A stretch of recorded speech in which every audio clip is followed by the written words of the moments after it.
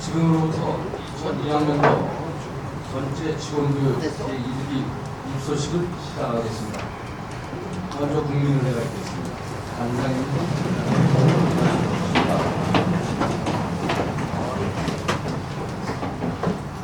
국기에 대하여 국내 바로 앉아주시고 다음 총장님의 인사 말씀을 드리겠습니다.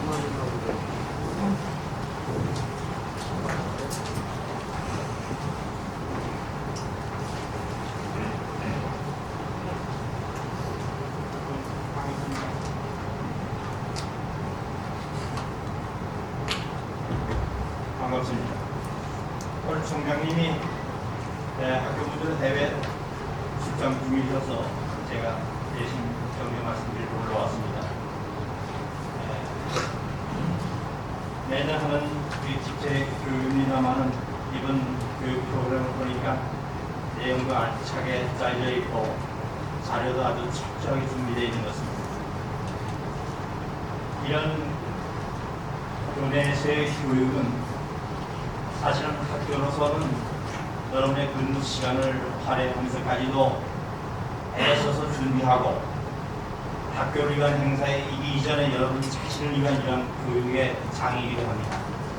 이런 교육의 기회를 여러분이 잘 활용하시면 학교에 도움이 되는 건 물론이고 여러분 개인 발전에도 많은 도움이 되는 겁니다. 제가 이런 교육장에 가서 저도 비교육자를 앉아서 바로도 보고 또 특강도 해보고 하지만 그 분위기가 어떻게 조성되느냐 하는 것은 바로 비교육자 여러분이 어떻게 하느냐에 많이 달려있습니다. 비교육자가 경청해서 들으려고 노력하고 이 시간이 참 아까운 시간이기 때문에 자기 발전을 위한 그런 좋은 기회를 이용하겠다는 진지한 자세가 있게 되면 강단에 서서 교육을 하신 분도 신이 나고 성의가 나고 하나라도 더 전달해 주려고 애를 쓰게 됩니다. 이러한 집체교육이 가치 있는 시간이 되느냐 안 되느냐 이로부터 자기의 개인적인 도움을 받느냐 못 받느냐는 바로 여러분 자신의 자세에 달려있는 겁니다. 그런데 그냥 다른 데 나가보면 말이에요. 다른 기관들에 그런 게 있어요. 웹에서 오셔다가 뭐 특강을 하면 대단한 분이 오셔서 대단한 강의하는 것이 이렇게 경수하는데 내부 가족끼리 하게 되면 늘 듣던 얘기 또 듣는구나 이런 생각에서인지 좀 자세가 흐트러지는 경향이 있어요. 옛날 공자 말씀에 3인행의 필요승이라는 말이 있습니다. 세 사람이 같이 가면 그 세 사람 속에는 반드시 자기 스승이 있다는 겁니다. 여러분 우리가 400명이 모이게 되는데 그 속에는 여러분 스스로의 스승님이 다 있고 본인 한 분 한 분이 다른 사람한테 스승이 될 수 있습니다. 우리 내부에서 교육자가 선출돼서 강강을 하시는 분이 계시지만 그분들도 다 여러분의 스승이 될 수 있는 겁니다. 강의하는 날만은 그 시간만은 상급자 하급자 가리지 말고 비교육자와 교육자의 위상이라는 그 예의를 철저히 지켜주시기 바랍니다. 99%의 많은 분들이 진지하게 듣고 배우고자 합니다. 또 한두 사람이 같은 소리를 하면 전체 분위기가 헛어질 수가 있습니다. 저는 그런 거 참 싫어해요. 아무리 작은 모임이라도 물론 자세는 편안하게 가질 수 있지만 마음의 자세는 진지하게 조금 더 흐트러짐이 없이 끝까지 유지해 주시기 바랍니다. 오늘 보면은 여러 가지 준비를 철저하게 다 되어 있지만은 내용도 또 서비스로부터 행정기획 잘 들어두시면 여러분이 직장에서는 물론이고 집에 가서도 활용할 수 있는 그런 지식을 습득할 수 있는 좋은 내용들이 많이 들어가 있습니다. 아무쪼록 이번 교육이 그 어느 때보다도 알찬 교육이 되도록 바라고 특히 군인토의가 있는데 저도 가장 지금까지 인상에 남는 것이 새마을 교육에 들어갔을 때 군인 결과에 대한 철저한 분석과 보고가 있으리라고 보고 저하고 총장님을 철저하게 보고 다음 교육을 좀 더 알차게 하는 그런 기초자료로 삼을 것이고 그리고 우리 학교를 발전시키는 기초자료로 삼을 것입니다. 앞으로 이틀 동안 진지한 자세로 교육에 임해 주시길 바라며 결성적으로 참여해 주신 여러 직원들에게 감사함을 표시합니다. 대단히 감사합니다. 반갑습니다. 학기 말을 마무리하시느라고 바쁘실 텐데 이렇게 교육 과정까지 참여하셔서 정말 수고가 많으십니다. 원래 교육 훈련은 그것을 통해서 자기 자신의 능력 개발은 물론이고 조직의 생산성 및 업무의 질을 향상시켜서 조직의 전반적인 발전을 도모한다는 점에서 매우 중요한 프로그램이라고 생각합니다. 여러분들이 이 과정을 이수한 이후에는 한 단계 높은 차원의 직원으로 변모하셔서 학교 발전에 기여해 주시고 더 나아가서 여러분의 개인적인 능력 내지 경력 발전에 커다란 도움이 되기를 간절히 바라겠습니다. 주시기 바랍니다. 선대해 주시기. 선서 우리는 다음과 같이 2002학년도 직원 전체 교육에 임할 것을 선서합니다. 하나, 우리는 교육 과정을 성실히 수행하여 능력 개발에 최선을 다한다. 하나, 우리는 중앙대학교가 지향하는 목표 달성에 전력 투구한다. 하나, 우리는 나 자신이 교직원으로서 중앙대학교의 역사는 내가 창조한다. 2002년 6월 24일 제1기 교육생 대표 이호남.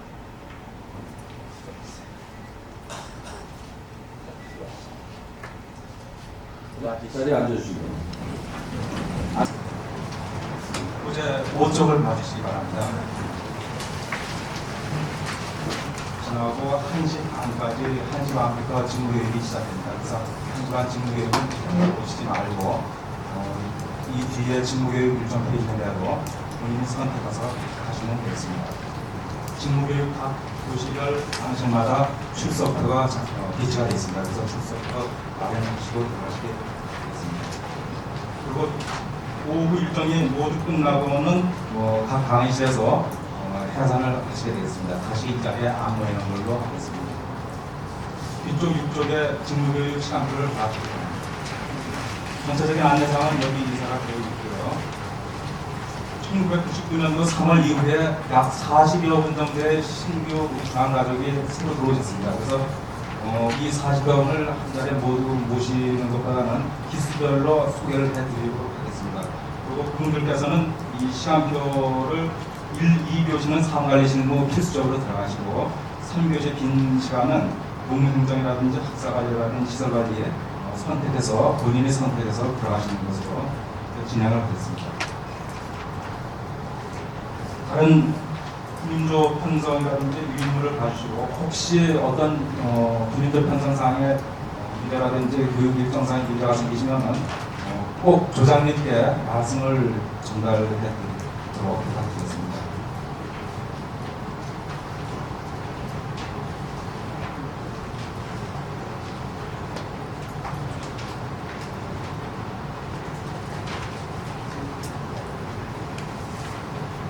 신입 직원 소개해드리는 시간을 갖겠습니다. 제가 고명을 보니까 앞으로 나와주시기 바랍니다. 앞에 나오시는 선생님들은 일기에 참석하시는 분들이죠. 하관용님.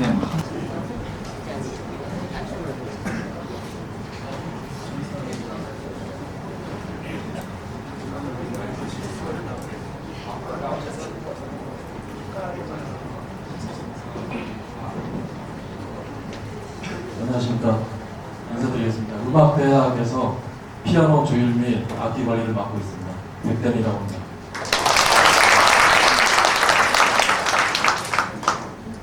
관제과에서 관제를 맡고 있는 조동빈입니다.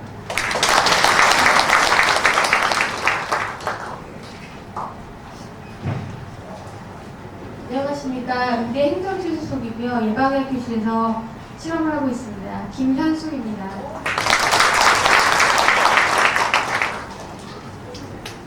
네, 안녕하십니까. 이 캠퍼스 전산정보처 네트워크팀에 근무하고 있는 이순욱입니다.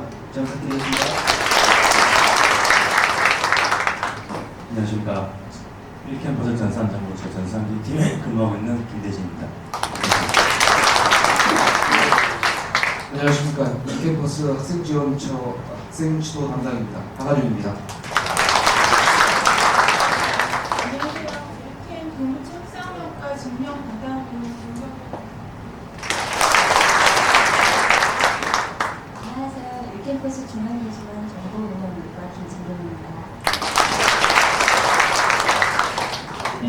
반갑습니다. 이 캠퍼스 학사운영과 수업 담당 한강호입니다. 안녕하십니까. 1캠퍼스 시설관리과 정신시대 운동락입니다. 안녕하십니까. 저 입학과에 왕합니다. 안녕하십니까. 1캠퍼스 노부처 노부과의 김지희입니다. 안녕하십니까. 1캠퍼스 전산정보처 개발팀에 근무하고 있는 하기성입니다. 안녕하십니까. 1캠퍼스 전산정보처 시스템 관리팀에서 근무하고 있는 조지훈입니다. 잘 부탁드리겠습니다. 안녕하십니까. 1캠퍼스 교육매체에서 지원센터에서 근무하고 있는 송규성입니다. 잘 부탁드리겠습니다. 그때 모두 모인 자리에서 소개하는 기회가 없었기 때문에 그런 기회를 만들었습니다. 그리고 정말로 시집지원이 금년 7월 1일자로 곧 임명이 될 예정입니다. 그래서 그분들 10분이 임명될 예정으로 확정이 되어 있고요.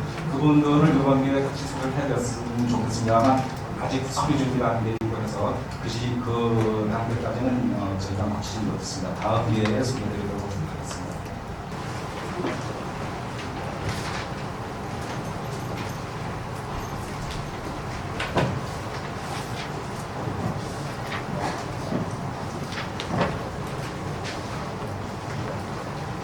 네, 안녕하세요. 반갑습니다.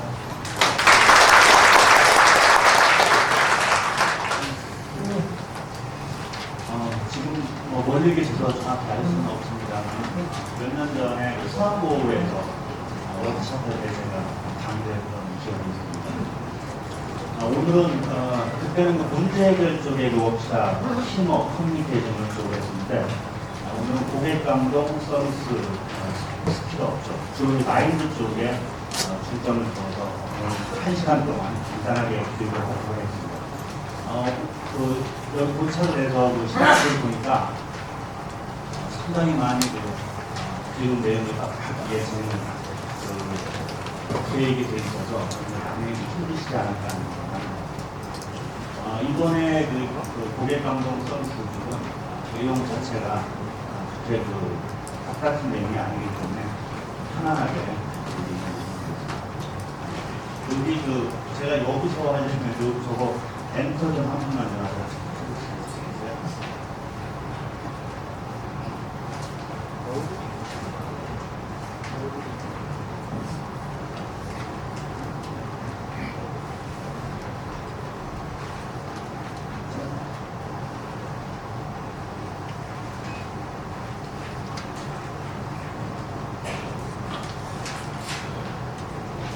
이쪽 보이시나요?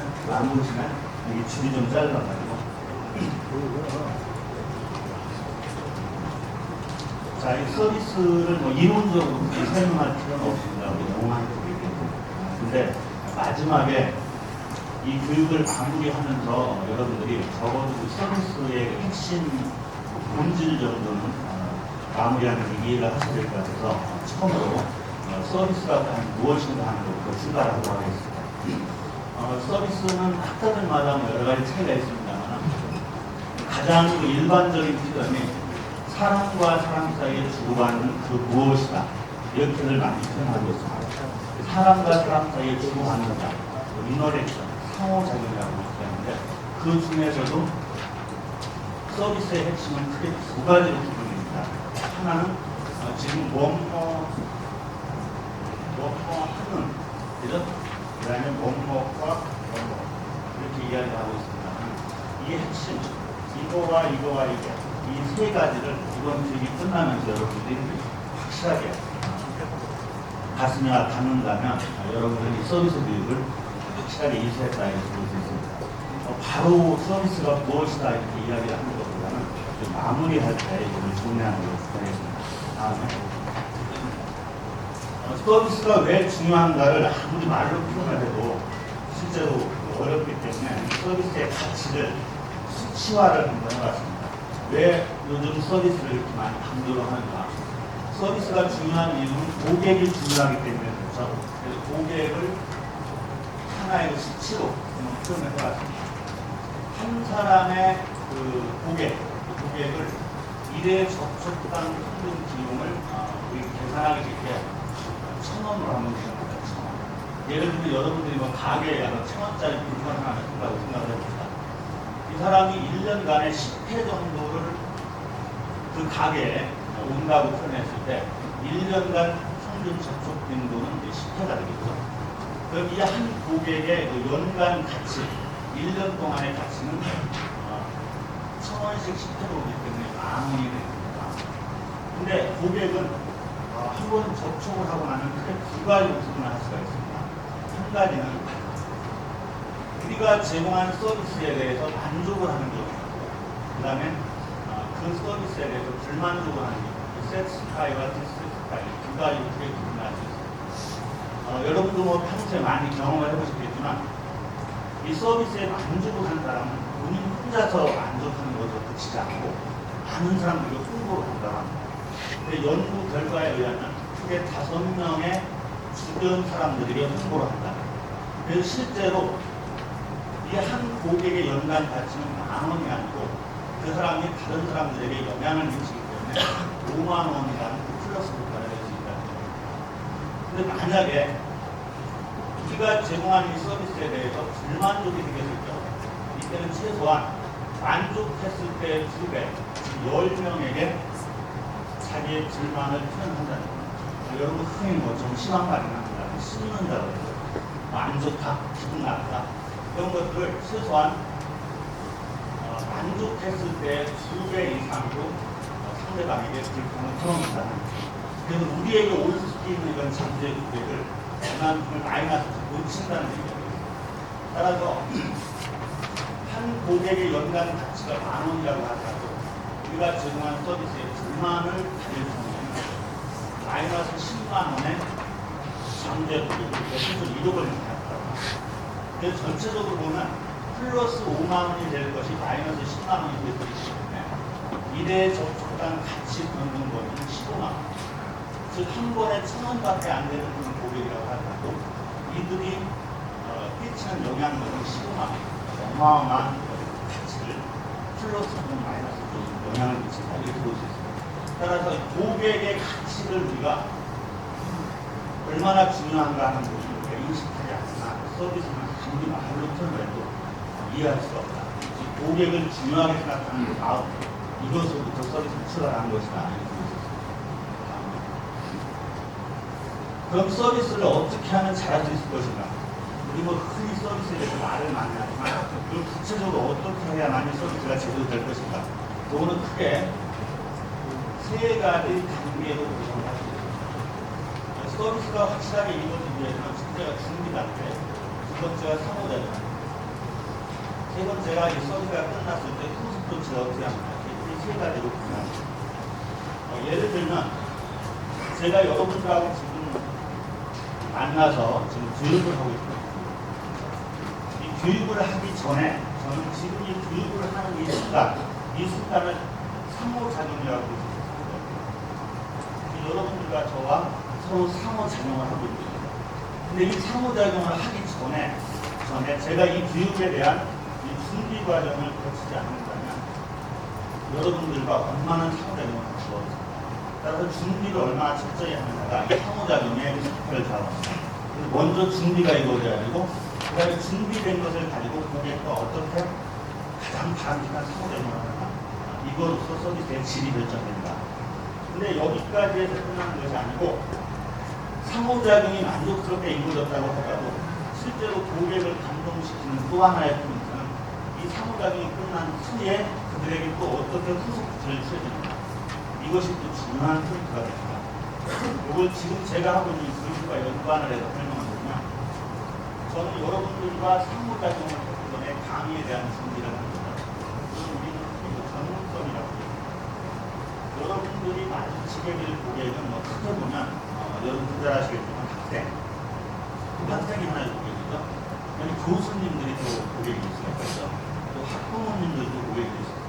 기타 여러분 학교에 도움을 주는 각종 단체라든가 회사 같은 주주라든가 이런 사람들이 전부 고객이 될 수가 있는데, 이들이 여러분들을 찾아왔을 때는 여러분들에게 무언가 전문성을 요구하는 거예요. 그 업무 처리를 하는 데 있어서 전문적인 어떤 답변을 받기 위해서 찾아온 거거든요. 따라서 여러분들이 현재 맡고 있는 그 업무에 대한 전문성을 확실하게 갖추는 것, 이것이 바로 준비 단계입니다.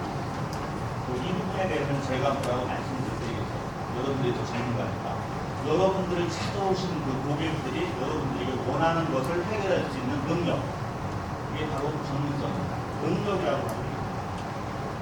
이렇게 충분한 전문성과 능력을 갖추고 있다고 하더라도 그들을 만났을 때 또 어떻게 효과적으로 상호작용을 하느냐, 이것이 또 서비스의 질을 좌우합니다. 이번 교육은 이 준비 부분은 여러분들이 저보다 더 전문가이기 때문에 이 상호작용을 어떻게 할 것인가, 여기에 포커스를 맞춰서 뒷부분에서 주로 강의를 할 겁니다. 그 다음에 상호작용이 끝난 뒤에 바로 아까 말씀드린 후속 조치, 이 후속 조치를 잘 취해야 됩니다. 예를 들면 제가 이 교육을 지금 여러분들하고 상호작용을 하고 끝나고 돌아갔을 때 이 교육 결과가 어떻게 됐는지, 반응은 어떻게 됐는지, 또 뭐 필요하다는 안으로 전화라든가 이런 것들을 제가 해줄 수가 있겠죠. 이런 것들 때문에 교육은 이미 끝났지만 또다시 제가 전화를 드린다든가 인사를 한다든가 이런 것들이 전체적인 이 준비에서부터 후속까지의 그 과정을 최종적으로 마무리되는 마지막 단계입니다. 요거에서 오히려 더 감동을 받을 수가 있거든요. 제가 과거에 그 119를 한번 실제로 이용을 해본 적이 있는데, 그 이용을 하고 나서 몇 달이 지난 후에 그 119 뭐라고 해야 되나요? 대표라고 하나요? 그분 그 이름으로 해서 엽서가 하나 날려왔거든요. 뭐 기합해서 몇 년, 몇 월, 며칠 날 저희 그 119를 이용을 했는데, 그때 우리 직원들이 혹시 불편하게 한 점은 없습니까? 문제점이 있다면 적어주시면 나중에 도착하겠습니다. 이런 그 엽서가 나중에 날려온 적이 있어요. 제가 이걸 받아봤을 때, 그때 그 119 직원들과 저와의 그 상호작용도 만족스러웠지만, 마지막에 이 후속 조치하는 이 모습을 보면서, 아, 우리나라 119가 참 대단하구나, 이런 그 느낌을 줍니다.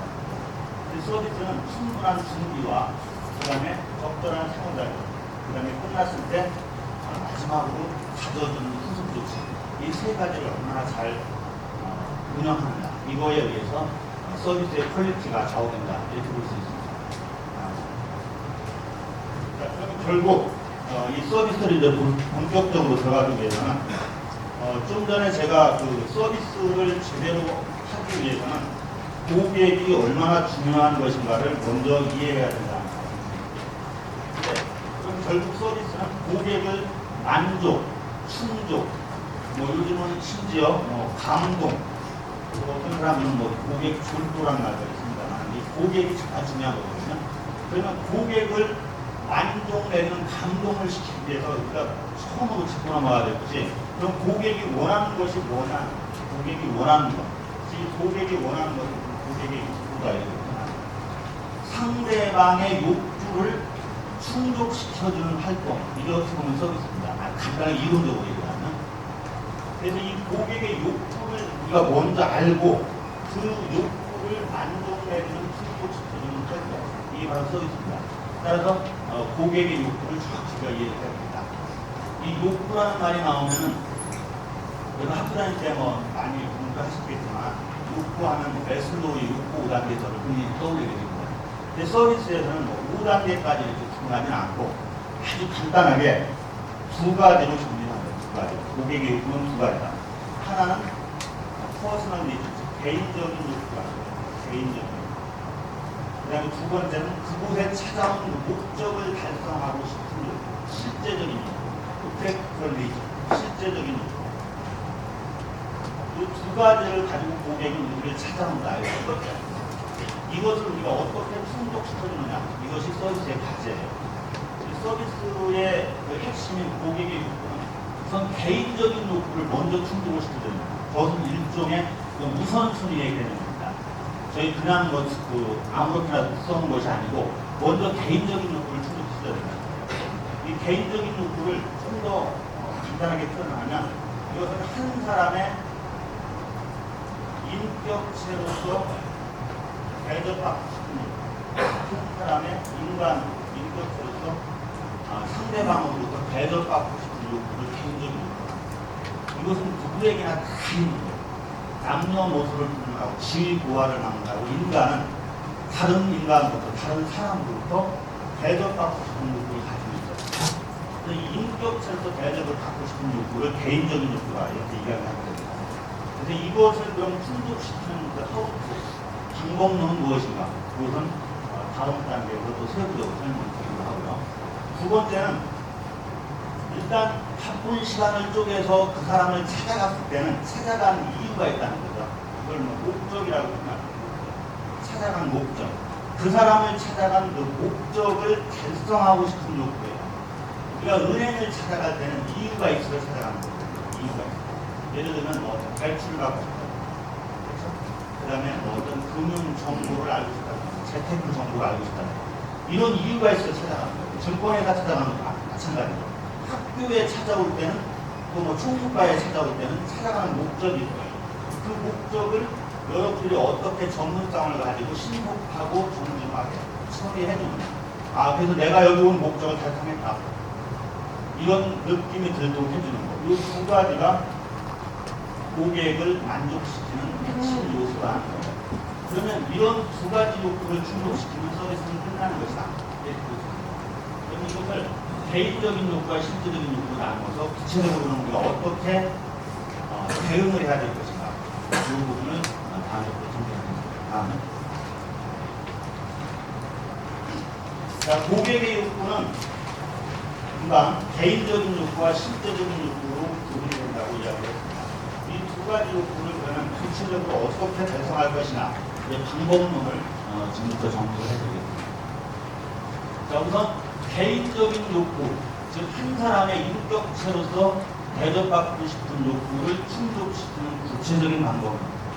크게 세 가지로 이야기합니다. 세 가지. 자, 첫째는 maintain or enhance self-esteem 이렇게 되는데 자존심을 maintain, 유지 내지는 enhance, 올려준다. 이 두 가지입니다. 자존심을 올려주거나 최소한 유지시켜주는 것. 이것이 한 사람의 인격체로서 존경받고 싶은 개인적인 욕구를 충족시키는 첫 번째 방법입니다. 자존심. 이 자존심을 두 가지로 해주라는 거예요. 하나는 올려줘라. 하나는 유지시켜줘라. 두 가지거든요.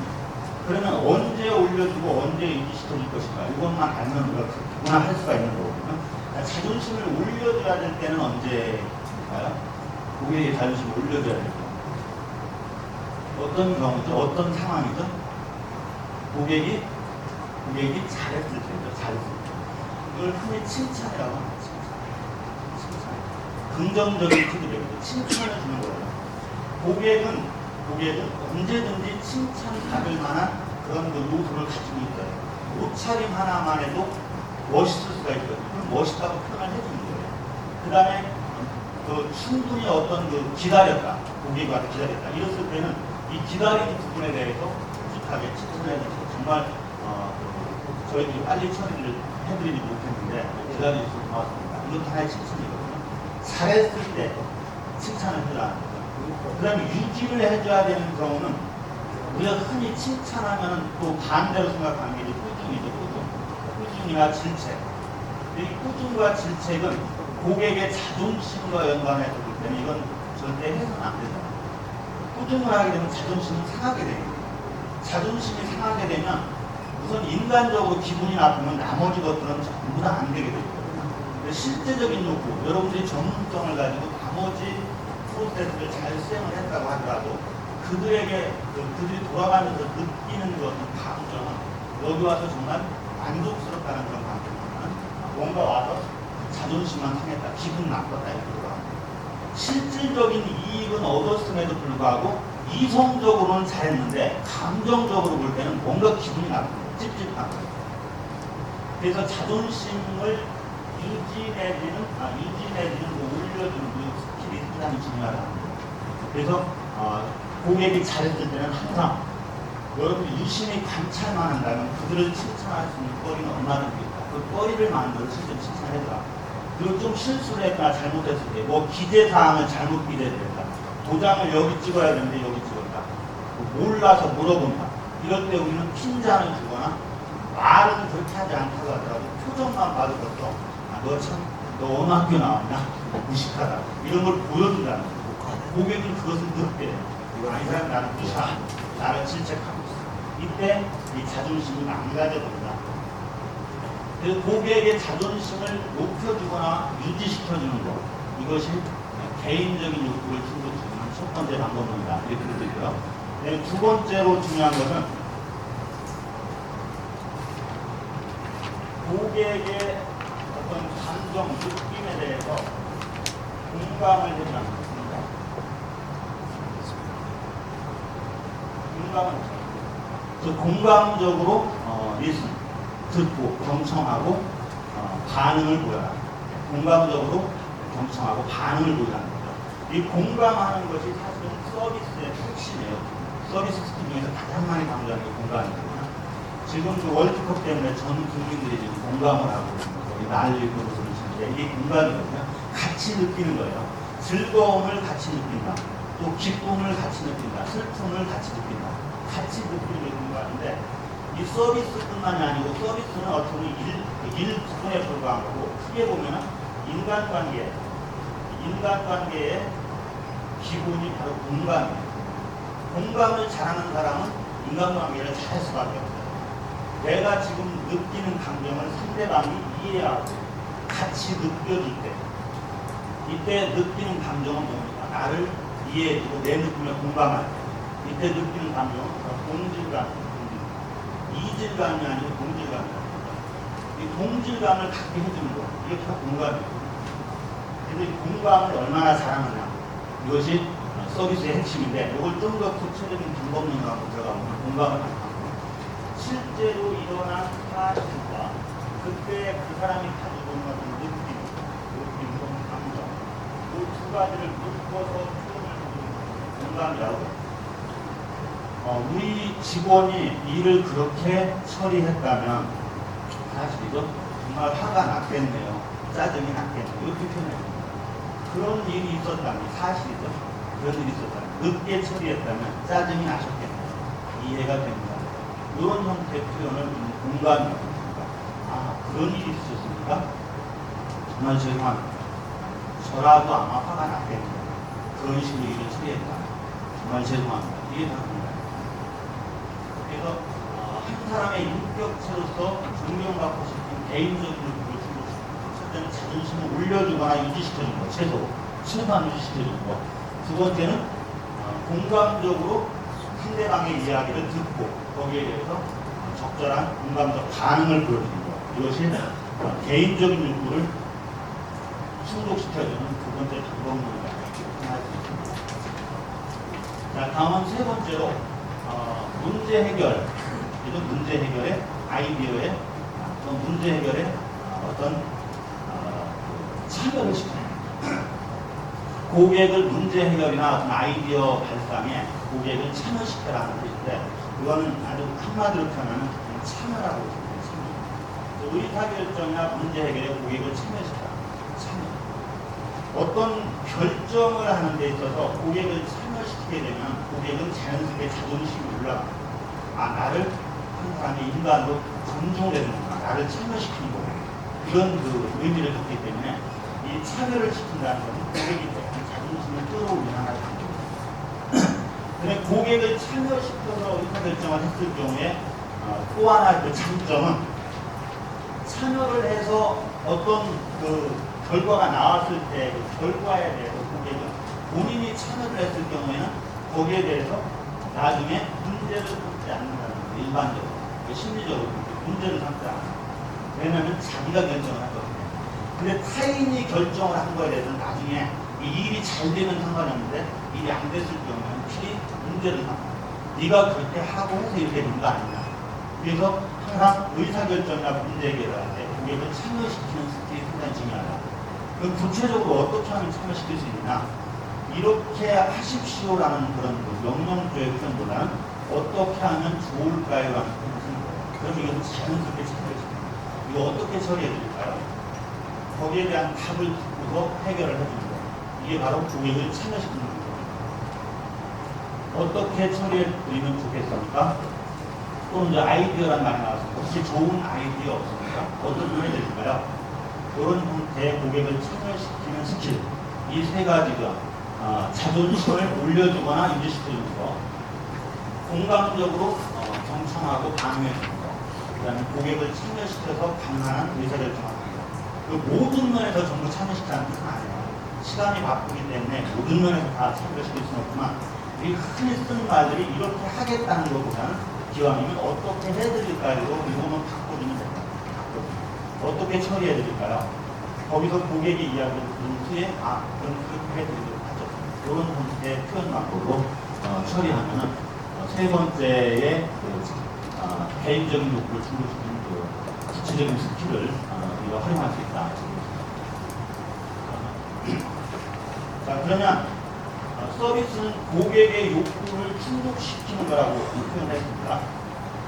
그 중에서 개인적인 욕구를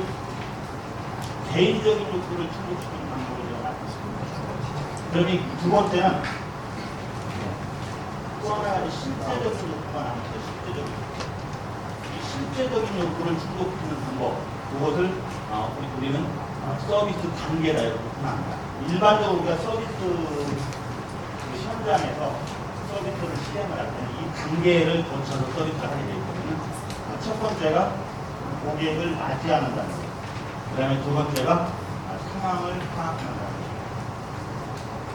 그 다음에 세 번째가 욕구를 충족시키는 단계, 마지막으로 확인하는 단계. 네 가지로, 네 단계로 구성합니다. 첫 번째, 이 맞이하는 단계. 이 각 단계마다 아주 중요한 포인트가 있는데 이 포인트를 여러분들이 의식을 하고 활용을 하시면 돼요. 맞이를 하는 단계에서 여러분들이 고객을 만족시킬 수 있는 가장 중요한 어떤 포인트는 우선 정중해야 된다. 또 하나는 신속해야 된다. 이 두 가지가 핵심 키워드입니다. 고객을 만드는 단계에서는 우선 정중해야 되고 신속해야 된다. 그럼 정중하다는 것은 우리가 이론적으로 다 이해가 됩니다. 어떻게 해야 정중하게 하나의 예를 들자면 일어나서 고객을 맞이합니다. 이것도 하나의 방법입니다. 일어나서 고객을 맞이합니다. 근데 이 부분에 대해서는 여러분도 한 말이 있을 겁니다. 얼마나 바쁜데 그때그때 일어나서 대응하나 이렇게 여러분들 말씀할 수도 있어요. 저는 충분히 이해가 됩니다. 근데 고객은 상당히 똑똑하거든요. 다 알아요, 고객은. 너무너무 바빠서 일어나서 정중하게 하지 않는 거하고 실제로 할 일 없이 시간을 때우면서도 본치만치 않는 거하고는 고객이 또 다르다. 너무 바빠서 일어나지 않는 거. 이것은 고객이 이해를 합니다. 정말 바쁘구나. 근데 그렇지 않음에도 불구하고 고객을 무시하는 태도로 앉아서 맞는 거. 이것은 고객이 아니다. 이 맞이 단계는 정중해야 된다. 가능한 한 일어나서 맞는 거. 그 다음에 신속해야 된다. 이 신속과 연관해서 하나 말씀을 드리자면 아이 컨택이라고 해서 눈을 마주치게 된다. 고객이 들어왔는데도 눈을 마주치지 않는다는 건 그 고객을 무시하는 심리가 깔려있는 거예요. 오면 눈을 마주쳐야 돼요. 그래서 눈을 마주쳐야 또 신속하게 다음 단계로 넘어갈 수가 있습니다. 이 두 가지가 맞이 단계의 핵심입니다. 강사들마다 여기에 여러 가지 다른 것들을 이야기하는 경우가 있는데 핵심은 정중하게 맞아야 되는 거고 정중하게 맞이하기 위해서 어떻게 해야 됩니까? 가능하면 일어나서 맞아야 돼요. 그 다음에 아이 컨택, 눈을 마주치면서 고객의 반응을 빨리 탐색을 해서 다음 단계로 신속하게 넘어가야 된다. 이것이 맞이 단계의 핵심 키워드가 되고요. 두 번째는 상황을 파악한다는 겁니다. 맞이 단계에서 흔히 쓰는 우리 용어는 뭐죠? 어서 오십시오. 안녕하십니까? 그런 인사를 합니다. 인사라고 보면 돼요. 어서 오십시오. 안녕하십니까? 그 다음에 맞이가 정중하고 신속하게 이루어졌으면 다음 단계인 상황 파악으로 들어가요. 상황 파악. 이 상황 파악은 딱 한마디만 하면 됩니다. 실제적으로 한마디. 뭐죠? 무엇을 도와드릴까요? 무엇을 도와드릴까요? 이건 거의 자동으로 나와요.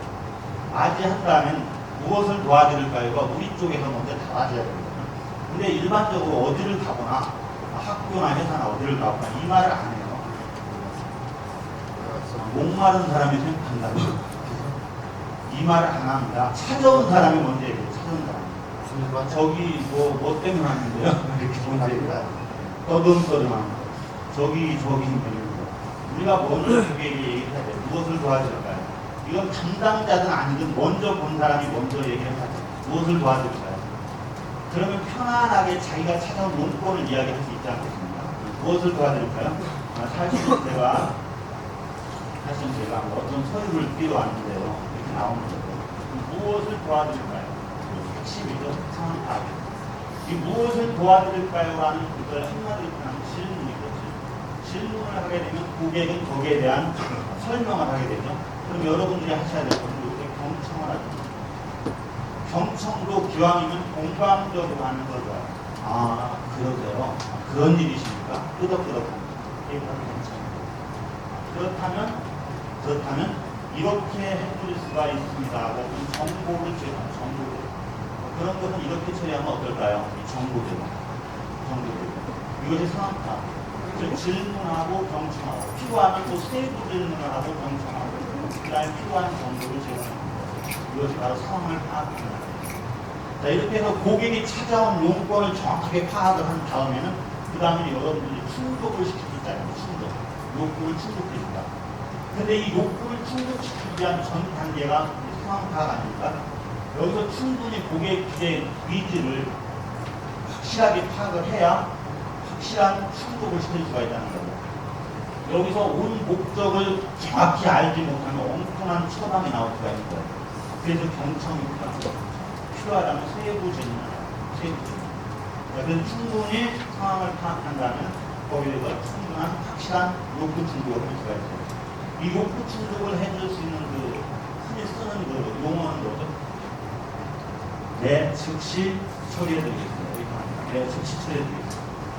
즉시 처리해드리겠습니다. 기왕이면 해나다는 이 즉시라는 말을 천천히 해드릴게요. 요즘 짜증을 즉시 처리해드리겠습니다. 그 다음에 이렇게 해서 이제 고객의 욕구를 파악해서 충족까지 시켜줬습니다. 실질적으로 이 서비스는 끝난 거라고 생각합니다. 근데 마지막으로 한 단계를 더 해요. 확인입니다. 이 확인은 두 가지 목적을 가지고 있어요. 확인을 하는 목적. 자, 첫째는 고객이 만족했는지의 여부를 이 확인을 통해서 우리가 미리 알 수 있다는 거예요. 그 다음에 만약의 경우 불만족일 경우 즉시 어떤 대응을 할 수가 있어요. 그래서 필히 이 확인을 해야 됩니다. 이 확인을 하는 방법은 여러 가지 방법론도 있겠지만 그냥 직설적으로 확인을 하면 됩니다. 뭐라고 하면 돼요? 만족하셨습니까라는 이 질문이 마지막에 꼭 들어가줘야 돼요. 그러면 정말 너무 잘해주셔서 고맙습니다. 이런 반응이 나오면 이 서비스 단계는 만족했다. 내가 서비스를 잘했다. 이렇게 스스로 자평을 해도 돼요. 근데 여기서 뭔가 불만이 나왔다면 바로 다시 피드백을 받을 수가 있어요. 즉, 어느 부분이 혹시 문제가 되시나요? 어떻게 해드릴까요? 다시 상황하고 마지노님이 해드리는 건너뛰고 그럼 어떻게 처리해드리면 좋을까요? 그러십니까? 그러면 이렇게 처리해드리도록 하겠습니다. 이제 우리가 자연스럽게 쓸 수 있는 그 서비스의 단계고 이 서비스 단계를 통해서 고객이 찾아온 목적, 즉 실제적인 욕구를 자연스럽게 해결해 준다. 이렇게 표현할 수 있습니다. 다시 한번 이 부분만 정리하죠. 흔히 쓰는 말입니다. 어서 오십시오. 안녕하십니까? 무엇을 도와드릴까요? 즉시 처리해드리도록 하겠습니다. 만족하셨습니까? 하는 거예요. 흔히 쓰는 거예요. 우리 그 남자분들은 군대에서도 총검술 이런 거 할 때 연속 동작, 구분 동작 이런 게 있습니다. 이게 구분 동작으로 표현하는 거고 실제 상황에서는 이것이 연속적으로 일어나는 겁니다. 항상 이 단계별로 이 키포인트를 의식을 하고 있다가 실제 상황에서 활용을 하는 겁니다. 신속하고 정중하게 맞이해야 됩니다. 그 다음에 상황 파악은 무엇을 도와드릴까요? 라는 질문으로 시작을 해서 고객이 어떻게 나오느냐에 따라서 경청하고 필요하면 세부 질문을 해서 고객이 원하는 니즈를 정확히 읽어낸 뒤에 그 다음에 가능하면 즉시 해결해서 그 다음에 마지막으로 만족을 이것이 핵심입니다. 근데 이 욕구 충족 단계에서 서비스 스타라는 서비스가 완벽한 그 서비스를 제공하는 이 서비스 스타는 다른 사람과 달리 2단계에서 한 가지를 더한다고 생각합니다. 아까 무엇을 도와드릴까요? 질문을 해서 욕구를 파악한 뒤에 내 즉시 처리해드리겠습니다. 욕구 충족으로 끝난다고 했죠. 근데 서비스 스타는 여기서 한 가지를 더한다고. 이건 여러분들이 해주면 더 좋고 이것만 해도 잘하는 건데 혹시 가능하다면 이 서비스 스타가 되고 싶다면 한 가지를 더 하면 훨씬 더 좋겠죠. 이 한 가지가 뭐냐? 기대 이상의 서비스를 기대 이상. 자, 우리가 흔히 고객은 기대를 찾고 있거든요. 기대를 하고 있거든요. 기대. 여기에 대해서 여러분들이 서비스 대응을 하겠죠. 서비스를 하겠죠. 그럼 이 서비스, 여러분들이 대응하는 이 서비스와 기대, 원래 가지고 온 기대가 이게 예를 들면 기대는 이렇게 컸는데 서비스 대응 능력이 떨어진다. 이때 흔히 우리는 어떤 현상이 생기죠? 불만이 반대로 기대는 이 정도 하고 왔는데 실제 서비스를 받아보니까 기대 이상이죠. 이게 됐을 때, 이렇게 됐을 때 고객은 이때 어떻게 되죠? 감동을 까무러치는 거죠. 결혼기념일날 예식을 시켜줄 거라고 기대를 했다. 근데 거기에 대해서 실제 제공된 서비스가 요즘 광고에도 많이 나오고요. 돈이 들어서 완전히 어떤 이벤트를 준비를 하거든요. 그럼 거의 눈물을 흘리거든요. 물론 돈 많이 들어서 이걸 제가 하지 마세요. 하라고는 얘기 안 하겠지만 고객도 마찬가지거든요. 기대했던 것보다 실제 서비스가 훨씬 더 클 때, 기대 이상일 때, 이때 대부분의 고객들은 영원히 잊혀지지 않는 서비스를 기억을 해요. 요즘 어느 곳을 가더라도 서비스가 어느 정도 향상이 됐기 때문에 웬만큼 서비스를 해요. 고객들이 어때요? 그냥 대단하다고 느끼다. 그래서 진정한 서비스 스타가 되기 위해서는 기대 이상, 원래 원했던 것은 이 정도인데 거기에 플러스 알파를 더해주는 노력. 이걸 흔히 창의력이라고 합니다. 돈 많이 안 들고 시간 많이 안 들면서도 고객이 원했던 거에서 조금 더 뭔가를 해주려는 노력. 어떤 의지죠, 의지. 이 의지가 굉장히 중요하다. 과거에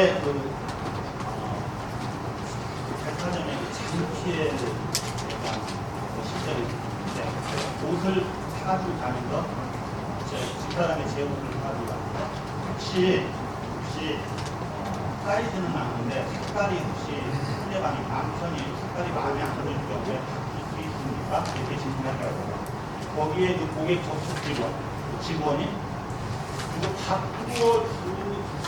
바꾸어주면 좋겠다는 것까지가 고객의 요구거든요. 이것을 그러면 당연히 바꿔드려야죠. 여기서 욕구 충족 2단계에서 당연히 바꿔드려야죠.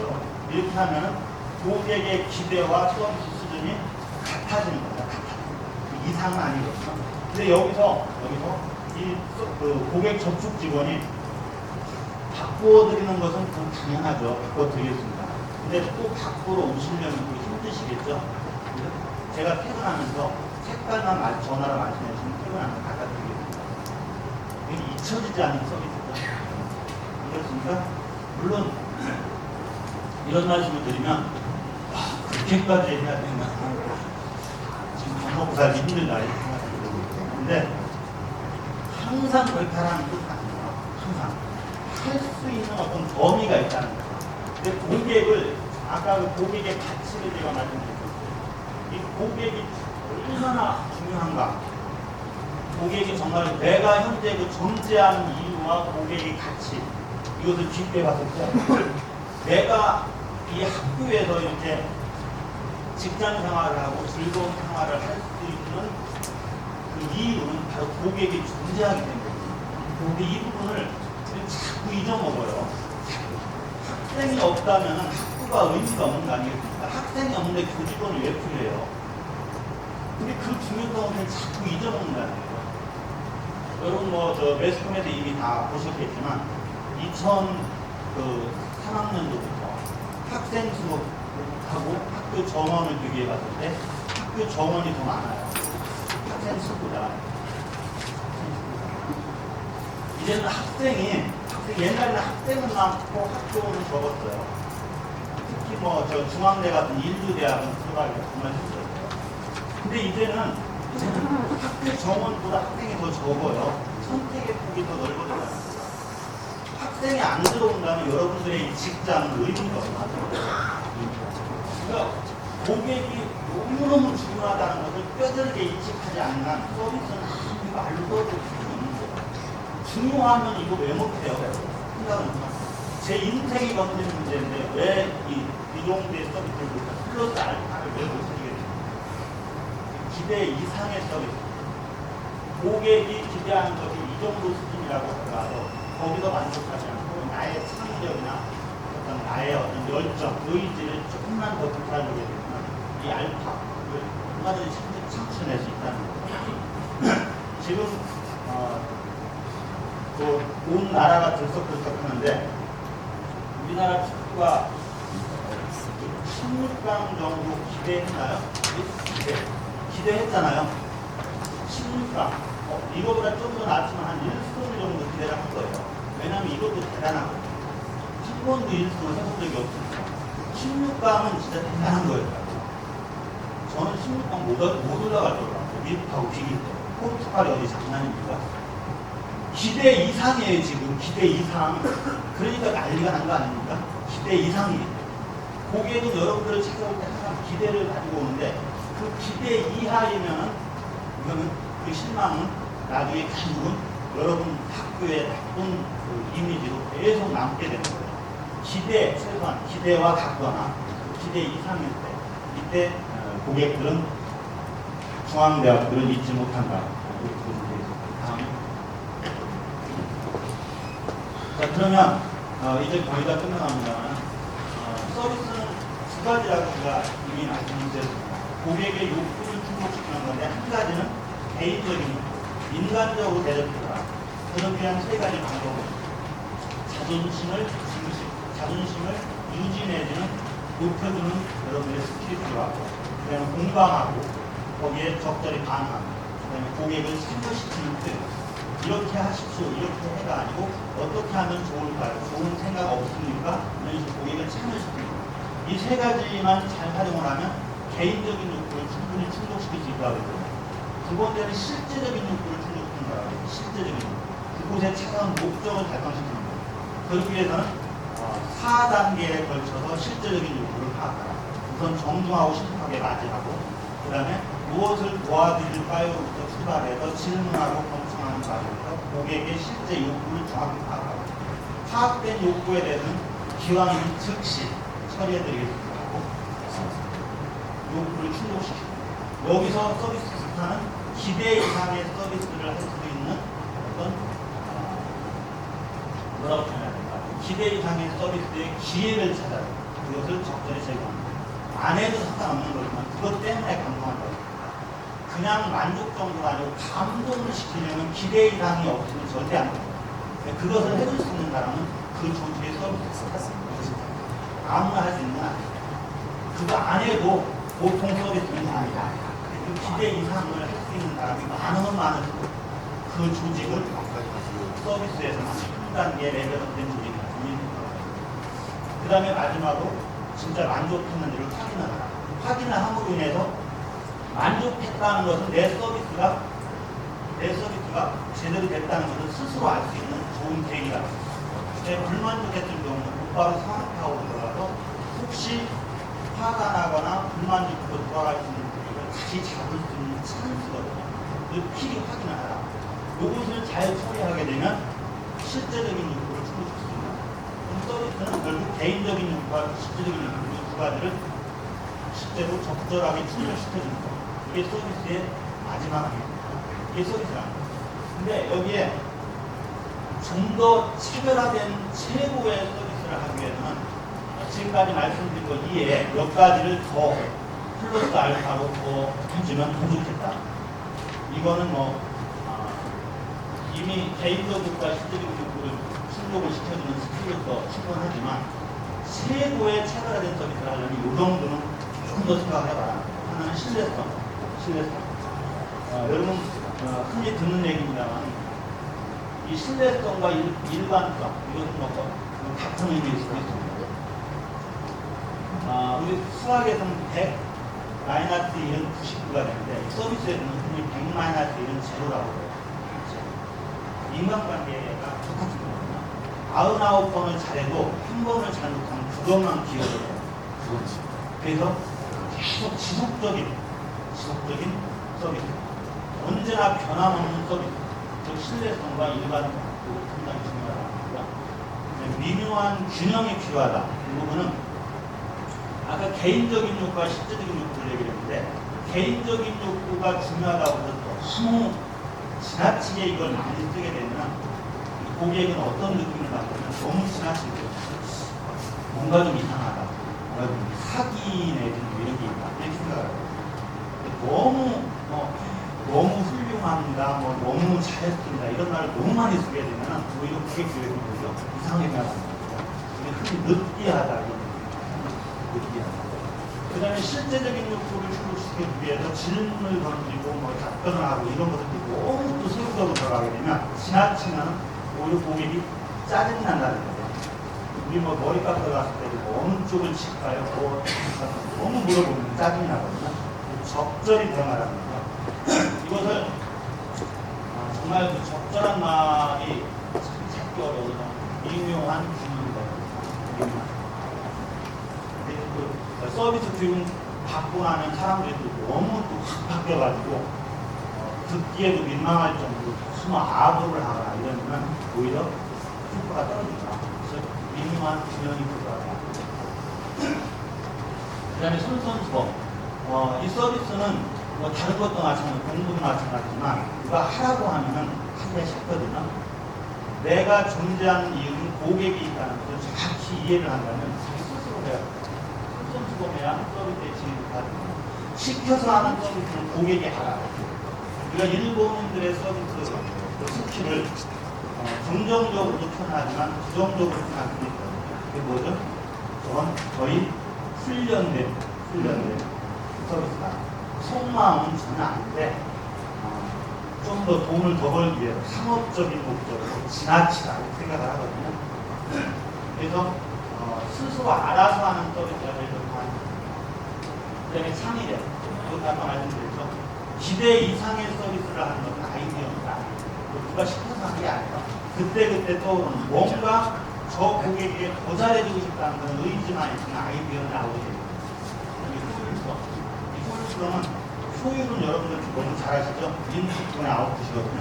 즉 투입을 적게 하면서도 아웃풋, 결과를 좋게 하는 게 서비스에서도 똑같습니다. 엄청 고생을 해서 서비스를 했는데도 고객이 불만을 느끼는 거예요. 이것은 나도 피곤하고 고객도 피곤하고. 그래서 지금 말씀드린 그 스킬을 의식하면서 짧은 시간, 돈을 많이 들이지 않고서도 고객을 만족시킬 수 있다는 것이 제일 좋다.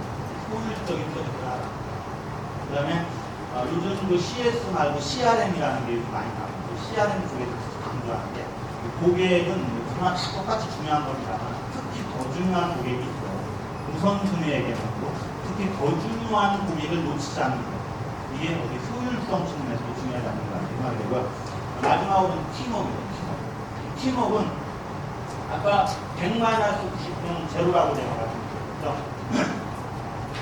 중앙대에 전화를 외부에서 걸었을 때 A라는 사람은 전화를 아주 친절하게 잘 받아요. 근데 B가 받으면 아주 불친절해요. 그 다음에 C도 잘하고 D도 잘하고 다 잘한다고 하고 이 한 사람 때문에 중앙대의 이미지가 나빠져요. 팀워크입니다. 서비스도 팀워크예요. 다 같이 잘해야 된다는 거죠. 어떤 몇몇 사람, 서비스 스타 몇몇을 양성한다고 해서 중앙대의 서비스 수준의 퀄리티가 올라간다. 누구나가 다 공감합니다. 정말 우리가 이 시대에 생존하기 위해서는 이 서비스 경쟁력이 상당히 중요하다는 것을 다 같이 공감합니다. 그래서 같이 노력하는 것. 이것이 바로 그 조직의 서비스 퀄리티를 한 단계 높이는 혁명만 가지면 안 됩니다. 그래서 차별화된 최고의 서비스를 하기 위해서는 개인적인 욕구와 실제적인 욕구를 충족시키는 그 스킬 이외에 이런 것들도 우리들이 좀 의식을 하면서 고객을 대해줍니다.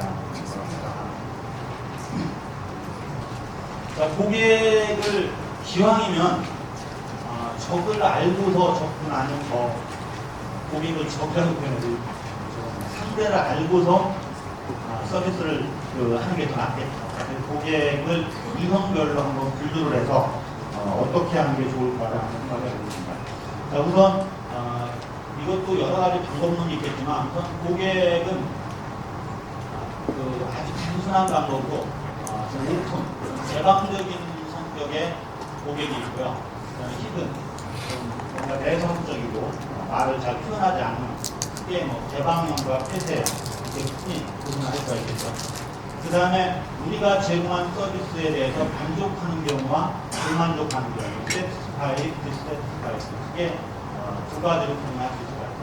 이거는 네 가지 형의 고객이 나올 수가 있습니다. 우선 이 위의 것, 만족 표현형과 단골형, 이거는 사실 여기서 중요한 건 아니에요.